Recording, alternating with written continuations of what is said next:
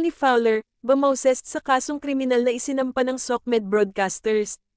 Naglabas na ng pahayag ang social media personality na si Tony Fowler o mas kilalang Mommy Oni sa kanyang Facebook page nitong Biyernes ika-29 ng Setyembre, kaugnay sa kasong kriminal na isinampas sa kanya ng Kapisanan ng Social Media Broadcasters ng Pilipinas, KSMBPI, noong Miyerkules. Opisyal na isinampa ng KSMBPI ang kaso laban sa akin dahil daw sa paglabag ko sa Cybercrime Prevention Act of 2012.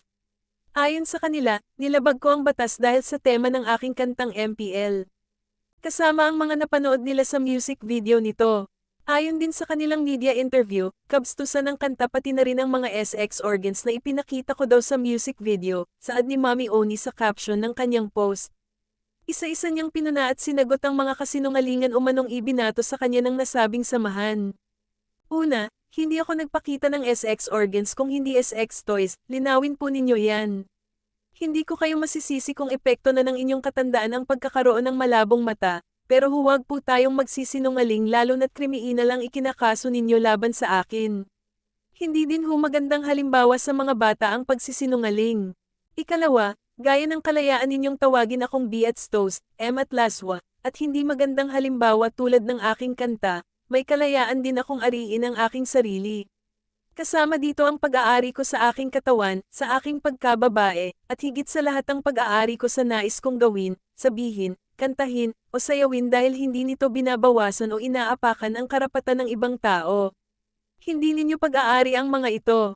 Katawan ko, kwento ko, libji ko, opinyon ko, at pagkakababae ko akin ito at hindi sa inyo. Ikatlo, wala kayong puwang para sabihan at pagbawalan ako. Hindi ninyo lugar ang pagbawalan ng mga babaeng gaya ko, gaya ng pagbabawal ninyo sa aming kilos, pananamit, pati na rin sa pakikipag-usap. Hindi kayo ang karapat-dapat na manguna sa pagpuna lalo na sa mga usaping estrisual naming kababaihan dahil unang-una, hindi ito bawal at hindi kayo babae. Bahagi ng bawat tao ang libji. At bahagi ng ating karanasan ang pakikipagtalik at paggamit ng S3X toys.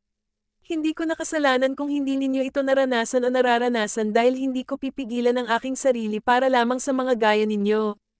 At kung sakali man dumating ang araw na ipakita ko ang ari ko o kahit anumang sensitibong bahagi ng katawan ko sa pelikula man o music video, wala kayong pakialam dahil tulad ng MPL, hindi ko pinilit ay panood sa inyo ang mga ito.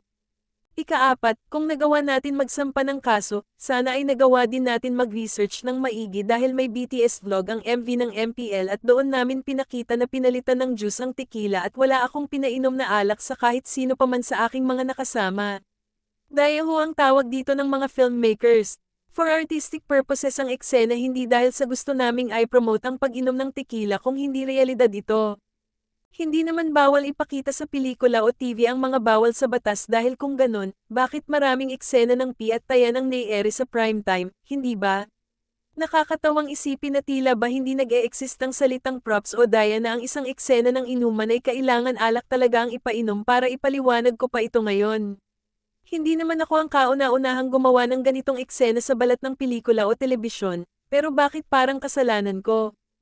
Panglima, walang minor na gumawa ng estrisual na eksena.